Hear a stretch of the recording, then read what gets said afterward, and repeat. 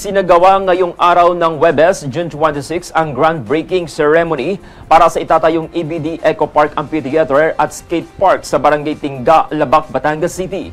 Pinangunahan ito ni Congresswoman-elect Beverly Rose Di Macuja kasama ang mga opisyal mula sa Batangas City at Karatig Bayan, kabilang sina Batangas City Mayor Marvy Marino, Vice Mayor Eliza Cruz Atienza at Vice Mayor Joyce Albame ng Ibaan. Naroon din sina Mayor Jane Casas ng Ibaan, mga miyembro ng Team EBD, Bukal June Berberabe, Mike Macalalad at mga konsehal tulad na lamang ni Zester Hernandez, Andrea Macraig, Aileen Di Macuja, Armando Lazarte, Michael Villena, Junjun Gamboa, Oliver Zaraspe at iba pa.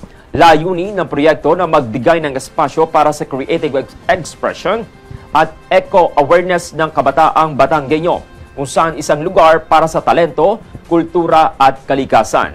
Ang amphitheater at skate park ay inasahang magiging bagong tambayan at training ground ng susunod na henerasyon.